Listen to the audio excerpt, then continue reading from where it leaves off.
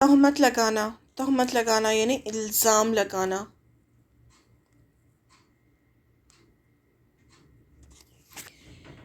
پاک دامن عورت پر تہمت لگانے والے پر دنیا اور آخرت دونوں جگہ لعنت ہے اور آخرت میں عذاب عظیم ہے۔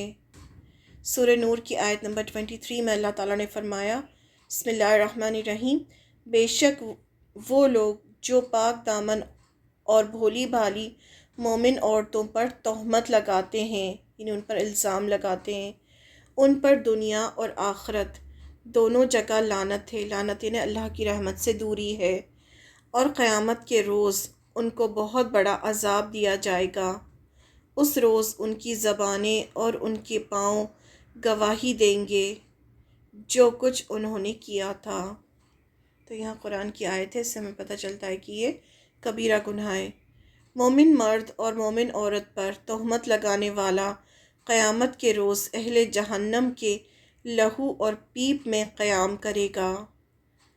حضرت عبداللہ بن عمر رضی اللہ عنہ کہتے ہیں کہ میں نے رسول اللہ صلی اللہ علیہ وسلم کو فرماتے ہوئے سنا، جس نے کسی مومن کے بارے میں وہ بات کہی جو اس میں نہیں تھی تو اسے، یعنی الزام لگایا، ایسی بات کہی جو اس میں تھی ہی نہیں، تو اسے اللہ جہنمیوں کی پیپ اور پسینے میں رکھے گا، الا یہ کہ وہ توبہ کر لے۔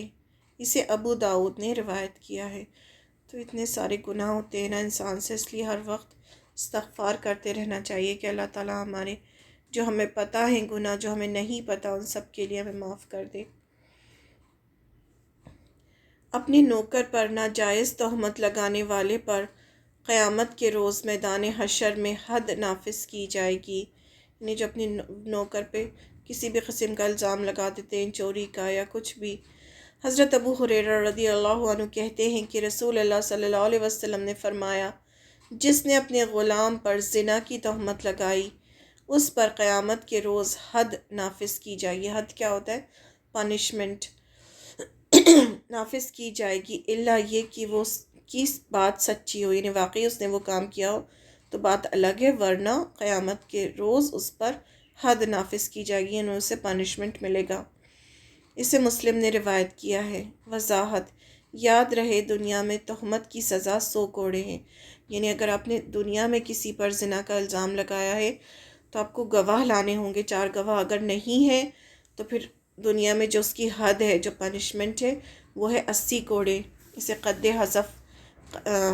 حد قذف کہا جاتا ہے، حد قذف۔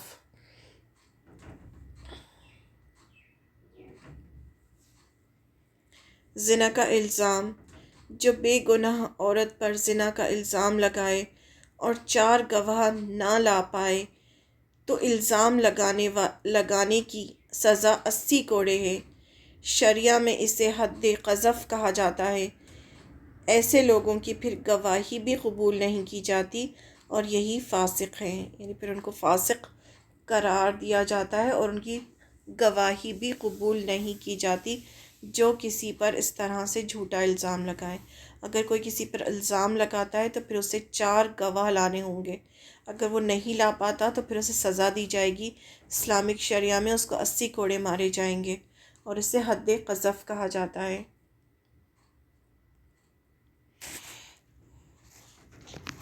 حضرت عائشہ رضی اللہ عنہ کا جو واقعہ افق ہے، اس میں حضرت عائشہ رضی اللہ عنہ پر جو الزام لگایا تھا، جو 3 صحابی جس میں شامل ہو گئے تھے، پھر انہیں پھر اسی طرح سے 80 کوڑے مارے گئے تھے، جس میں حمنہ بنت جہش اور حسان بن ثابت اور ایک اور صحابی تھے۔